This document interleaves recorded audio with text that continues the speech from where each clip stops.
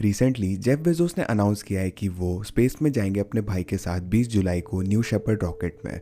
ये पहली बार होगा जब कोई बिलियनर स्पेस में जा रहा है। इसी के साथ ही वो पहले ऐसे मालिक होंगे जो अपने खुद के रॉकेट में जा रहे हैं। एक चीज़ आपको बता देता हूँ, ये न्यू शेपर्ड की पहली क्रूड फ्लाइट होगी स्पेस में, और इसे कंसिडर करते हुए जेफ की स्पेस फ्लाइट कोई भी जॉय राइड नहीं होने वाली। ये एक स्टेटमेंट होगा उन लोगों के लिए जो कि उन पर भरोसा नहीं करते। कई सालों से लोग ब्लू ओरिजिन का मजाक उड़ाते हैं और उन्हें कहते हैं कि उनके अचीवमेंट कॉपी हैं और वो हंसते हैं उनकी स्लो प्रोग्रेस पे। मगर क्योंकि अब जेफ बेजोस स्टेप डाउन कर चुके हैं अमेजोन से ताकि वो ब्लू ओरिजिन पे फोकस कर सके, ब्लू ओरिजिन की ट्रेजेक्टरी जो है बदलने वाली है बिल्कुल। तो जान लेते हैं कहानी किस तरह से ब्लू ओरिजिन जो है जेफ बेजोस के साथ मिलकर हेटर्स को चुप कराने वाला है। इससे पहले कि हम वीडियो की शुरुआत करें, एक चीज़ बता देते हैं, एलिफेंट इन द रूम अभी भी स्पेसएक्स ही होने वाला है। इसमें तो कोई भी सवाल नहीं कि स्पेसएक्स काफ़ी ज़्यादा आगे ब्लू ओरिजिन में, और ऐसा नहीं होगा कि आगे जाके बदलने वाला है। मगर ठीक है यार, ब्लू ओरिजिन जो है उसे बेस्ट स्पेस कंपनी होने की ज़रूरत नहीं है इंडस्ट्री में लीडर बनने के लिए। इस वीडियो में मैं आपको बताऊंगा ब्लू ओरिजिन किस तरह से उन लोगों को चुप कराएगी जो लोग कहते हैं ये कंपनी जोक है, और किस तरह से ब्लू ओरिजिन जो है वो नंबर 2 स्पेस कंपनी बनेगी पूरी दुनिया में। इसी चीज़ के साथ ही चलिए शुरुआत कर लेते हैं ब्लू ओरिजिन की शुरुआत से। ब्लू ओरिजिन को ओरिजिनली फाउंड किया गया था 8 सितंबर 2000 में, जो कि 2 साल पहले है स्पेसएक्स से। उस समय जेफ बेजोस फाइनेंशियली थोड़े सही नहीं थे क्योंकि .com क्रैश के बीच का समय था वो। अमेजोन का स्टॉक पहले से ही $113 से $45 पे आ चुका था, और ये तो अभी शुरुआत थी। और सितंबर 2001 तक अमेजोन का स्टॉक $6 से भी नीचे आ गया पर शेयर, जिसने 95% जेफ की वेल्थ को मिटा दिया था। फॉर्चुनेटली अमेजोन का स्टॉक उसके बाद से $3000 पर शेयर पे है आज, मगर जो राइज था इसके बारे में किसी को नहीं पता था। तो क्लियरली जेफ जो है उन्होंने ब्लू ओरिजिन की स्टार्ट सबसे ख़राब समय पर करी थी। मगर एक चीज़ काफ़ी अच्छी थी कि उनका प्यार बहुत था स्पेस में। क्या आपको पता है, जेफ बेजोस तो स्पेस इंडस्ट्री को आगे ले जाने का सपना अपने हाई स्कूल के दौरान ही देख रहे थे। इनफैक्ट जेफ ने अपने 1982 के हाई स्कूल वेजिटेरियन स्पीच में एक कोट दिया था, space the final frontier, meet me there. तो जेफ ने अपना सारा पैसा जो है अपनी रॉकेट इंजन डेवलपमेंट में लगा दिया। किसी को भी पता नहीं है इस बारे में कि आखिर वो कर क्या रहे थे ब्लू ओरिजिन में, क्योंकि उनके प्लान्स बिल्कुल सीक्रेट रहते थे। मगर हमें थोड़े बहुत हिंट्स मालूम है। फॉर एग्जाम्पल 2003 में ब्लू ओरिजिन ने कई सारी ज़मीनों को खरीदना शुरू कर दिया टेक्सास में ताकि टेस्ट कर सके वो। और 2004 में जेफ बेजोस ने एक लंच मीटिंग रखी एलॉन मस्क के साथ ताकि वो अपनी स्पेस कंपनीज के बारे में डिस्कस कर सके और इंडस्ट्री के बारे में भी। और according to Elon Musk, Jeff जो है कॉन्स्टेंटली ऐसे आइडिया दे रहे थे जिसे स्पेसएक्स ने पहले ट्राई कर लिया था और छोड़ दिया था। उन्होंने तो बल्कि जेफ को कहा भी था कि इन आइडियाज़ को छोड़ दें, मगर जेफ ने आगे जाके इनों को ट्राई किया खुद से ही। जेफ जो है किसी भी तरह से जल्दबाजी में नहीं थी कि कंपनी को जल्द से जल्द बनाया जाए। इस पॉइंट तक अमेजोन का स्टॉक भी काफ़ी रिकवर कर चुका था, तो किसी भी तरह से जल्दबाजी में नहीं थी कि कमर्शियल कॉन्ट्रैक्ट्स ले ले रॉकेट लॉन्च करने के लिए।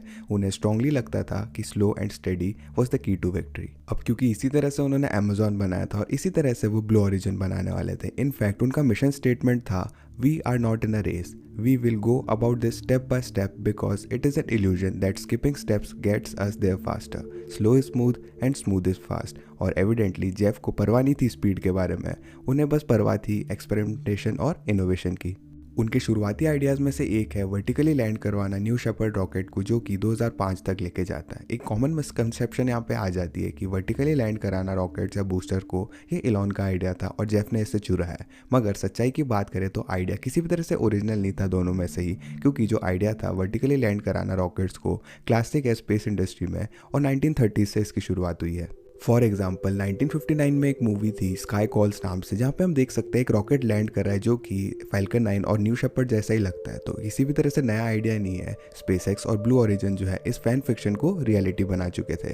एनीवेज, आगे बढ़ते हुए जेफ बेजोस ने एक इंटरव्यू किया 2008 में, जहाँ पे उन्होंने अपने रिवील किए प्लान्स न्यू शेपर्ड के साथ। उनका गोल ये था कि वो एक अनक्रूड लॉन्च करेंगे 2011 में और एक क्रूड लॉन्च करेंगे 2012 में। क्लियरली डेट्स तो पूरी नहीं हुई सही समय पर, मगर बेसिकली हर स्पेस प्लान में यही होता है। और अप्रैल 2015 में ब्लू ओरिजिन ने फाइनली अपनी पहली अनक्रूड टेस्ट फ्लाइट को पूरा किया न्यू शेपर्ड के साथ। अनफॉर्चुनेटली हालांकि जो बूस्टर था वो क्रैश हो गया लैंडिंग के दौरान, मगर कैप्सूल सेफली लैंड कर गया। हालांकि बहुत ज़्यादा लंबा समय लगा ब्लू ओरिजिन को पहला लॉन्च करने में। यहाँ पर डेफिनेटली सच्चाई तो थी जेफ की फिलॉसफी में, slow and steady wins the race की। और अपनी पहली लॉन्च के साथ ही ब्लू ओरिजिन ने 14 लॉन्चेस कंप्लीट कर लिए हैं न्यू शेपर्ड के, उनमें से 100% सक्सेसफुल थे सारे ही। और इसी की वजह से मैं बहुत ज़्यादा कॉन्फिडेंट हूँ कि जेफ जो है वो स्पेस में जाएंगे इन गर्मियों में। और जो जुलाई 20 की डेट है वो शायद पूरी नहीं हो पाएगी लॉजिस्टिकल, टेक्निकल और वेदर रिलेटेड डिलेज की वजह से, मगर फैक्टर जो है फ्लाइट को कुछ दिनों या कुछ हफ्तों तक ही पुश करेंगे बस। और अगर वो ये फ्लाइट कंप्लीट कर लेता है तो ब्लू ओरिजिन में काफ़ी ज़्यादा इंटरेस्ट आएगा, क्योंकि जैसा हमने पहले डिस्कस किया जेफ जो है पहले ऐसे मालिक होंगे जो कि आपके खुद के रॉकेट में उड़े हैं वो। और इसी की वजह से क्योंकि वो ये चीज़ कर रहे हैं, ये दिखाता है कितना भरोसा करते हैं वो अपने प्रोडक्ट पे। वहीं पे वर्जिन गैलेक्टिक का एग्जांपल ले लेते हैं तो रिचर्ड ब्रैंसन कई सालों से कह रहे हैं कि वो स्पेसशिप 2 में ट्रैवल करेंगे, मगर रिचर्ड कभी भी पहला इंसान नहीं बनना चाहते अपने प्लेन्स को टेस्ट करने के लिए। और उनकी पूरी हिस्ट्री में एक पायलट की जान भी चली गई टेस्ट फ्लाइट के दौरान। तो हमें ये चीज़ नहीं भूलनी चाहिए कि रॉकेट्स और स्पेस जो है एक्सट्रीमली डेंजरस हैं और चीज़ें कई बार गलत हुई है यहाँ पे। एज ए रिजल्ट जेफ अगर नए शेपर्ड में पहली फ्लाइट कंप्लीट करते हैं ना, तो पोटेंशियल कस्टमर्स को बहुत ज़्यादा कॉन्फिडेंस आएगा और ये इंडस्ट्री में सबसे पहली बार होगा। अब मुझे पता है आप में से बहुत सारे लोग कहोगे कि फैल्कन 9 की रिलायबिलिटी तो काफ़ी अच्छी है, और ये एब्सोल्युटली सच है, मगर न्यू शेपर्ड और फैल्कन 9 कंपेरेबल है ही नहीं, क्योंकि फैल्कन 9 एक ऑर्बिटल रॉकेट है जिसकी टेंस ऑफ मिलियंस पर डॉलर सीट पे कॉस्ट आती है। वहीं पे न्यू शेपर्ड एक सब ऑर्बिटल रॉकेट है जिसकी टिकट कॉस्ट $2.5 लाख पर सीट की आती है। और मुझे पता है कि जो पहली न्यू शेपर्ड की टिकट थी वो $28 मिलियन में बिकी थी, मगर वो एक फंड रेजिंग एफर्ट था। इसी वजह से एक बायर ने मैसिव प्रीमियम पे किया ताकि वो पहला सिविलियन बने न्यू शेपर्ड को राइड करने का। और इसी चीज़ के साथ ही ब्लू ओरिजिन सब $1 मिलियन की स्पेस टूरिज्म इंडस्ट्री को डोमिनेट करेगा अगले दशक में, जो कि सबसे बड़ी स्पेस टूरिज्म मार्केट है। और ब्लू ओरिजिन का ओनली कॉम्पिटिटर इस मार्केट में वर्जिन गैलेक्टिक है, जिनके इतने ज़्यादा स्ट्रॉन्ग ट्रैक रिकॉर्ड्स आज तक देखने को नहीं मिले हैं। तो जेफ बेजोस की स्पेस फ्लाइट जो है वो कंपनी का फ्यूचर स्पेस टूरिज्म में सॉलिडिफाई कर देगी और हेटर्स को गलत साबित कर देगी। अब क्योंकि न्यू शेपर्ड तो सिर्फ एक सब ऑर्बिटल रॉकेट है, अपनी पोजीशन स्पेस लीडर में बनाने के लिए उन्हें एक स्ट्रॉन्ग ऑर्बिटल रॉकेट की भी ज़रूरत है। और वहीं पे न्यू ग्लेन आता है, क्योंकि ब्लू ओरिजिन जो है न्यू ग्लेन को 2012 से डेवलप कर रहा है और प्लान करते हैं कि उस बड़े से रॉकेट को फोर्थ क्वार्टर ऑफ 2022 में लॉन्च करेंगे। अब हो सकता है ये डेट सही निकल के ना आए, मगर न्यू ग्लेन का डेवलपमेंट एक तरह से खिंचता जा रहा है, क्योंकि जो सबसे मुश्किल पार्ट होता है एक रॉकेट को डेवलप करना वो होता है उसके इंजन को बनाना। न्यू ग्लेन जो है वो BE-4 इंजन का यूज़ करेगा, मगर न्यू ग्लेन ही ऐसा रॉकेट नहीं है जो कि ये इंजन यूज़ कर रहा है। यूनाइटेड लॉन्च अलायंस एक्चुअली उन्होंने ब्लू ओरिजिन को कॉन्ट्रैक्ट दिया था BE-4 इंजन बनाने के लिए अपने अपकमिंग वल्कन सेंटोर रॉकेट को, जो कि इस साल के एंड तक लॉन्च होगा। इसका मतलब यह है कि इंजन्स तो लगभग बन के तैयार हैं। अब अज्यूम करें कि वल्कन सेंटोर जो है वो इस साल के एंड में या फिर अर्ली 2022 में लॉन्च होता है, तो न्यू ग्लेन जो है वो ज़्यादा पीछे नहीं रहने वाला। अगर वो Q4 2022 की डेट को नहीं पार पाते तो 2023 या 2024 तो वो उसमें लॉन्च ही कर देंगे। अब मान लेते हैं कि न्यू ग्लेन जो है वो 2025 तक फ्लाइट लेगा, क्योंकि उसकी पेलोड कैपेसिटी 45 मेट्रिक टन की है। न्यू ग्लेन जो है वो second largest fully reusable rocket होगा जो कि आज तक बना है, जो कि स्टारशिप के पीछे होगा। और अगर न्यू ग्लेन स्टारशिप को सक्सेसफुल ऑर्बिटल फ्लाइट में बीट कर देता है तो न्यू ग्लेन जो है टेम्परेरीली सबसे बड़ा फुल्ली रियूजेबल रॉकेट बन जाएगा। ऑफ कोर्स इसमें बहुत सारे कमर्शियल कॉन्ट्रैक्ट्स और इंटरेस्ट भी आएगा, तो ब्लू ओरिजिन ने पहले से अट्रैक्ट कर रखे हैं कई सारे कमर्शियल पार्टनर्स को, और आई एम श्योर वो बहुत ज़्यादा पैसा भी कमाएंगे एक लॉन्च प्रोवाइडर होके। और न्यू ग्लेन के साथ सबसे ज़्यादा इंटरेस्टिंग है उसके लूनर मिशंस। शुरुआत से ही चांद पे पहुंचना जेफ बेजोस की प्राइमरी इंटेंशंस में से एक रहा है। उनके पास ब्लू मून और ह्यूमन लैंडिंग सिस्टम है, और हालांकि ब्लू ओरिजिन को आर्टेमिस का कॉन्ट्रैक्ट तो नहीं मिला, मगर वो चांद को किसी भी तरह से हार नहीं मानने वाले। अगर हम मान लें कि blue origin crude space flight को न्यू ग्लेन के सहारे 2030 तक पूरा कर लेता है, तो ऐसा हो सकता है कि ब्लू ओरिजिन जो है वो इंसानों को चांद पे अर्ली टू मिड 2030s तक पहुंचा दे। और हालांकि ये फिर भी स्पेसएक्स से एक डेकेड पीछे होगा, मगर ये इफेक्ट को नहीं ले जाता कि ब्लू ओरिजिन जो है वो चांद पे पहुंच सकता है किसी भी और देश से पहले। इसका मतलब ये है कि ब्लू ओरिजिन जो है वो 3 ऑर्गेनाइजेशंस में से एक होगा जिसके पास एबिलिटी है इंसानों को चांद पे पहुंचाने की।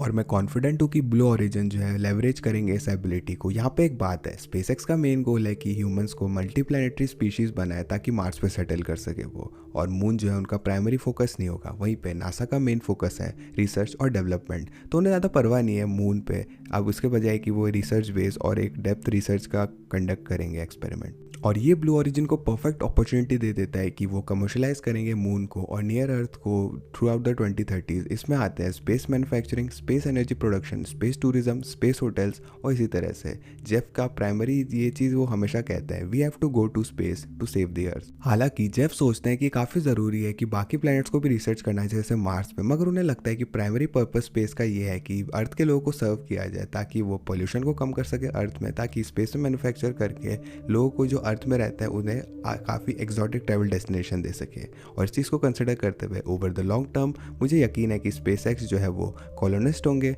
गवर्नमेंट स्पेस एजेंसीज बनाएगी वो साइंटिस्ट होंगे, और ब्लू ओरिजिन जो है वो कमर्शियलिस्ट होंगे।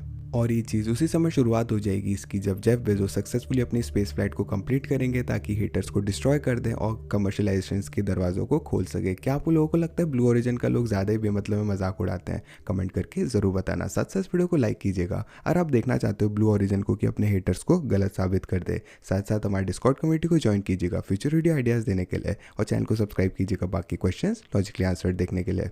मैं था चिरंजीव, मैं मिलता हूँ आपसे अगली वीडियो में।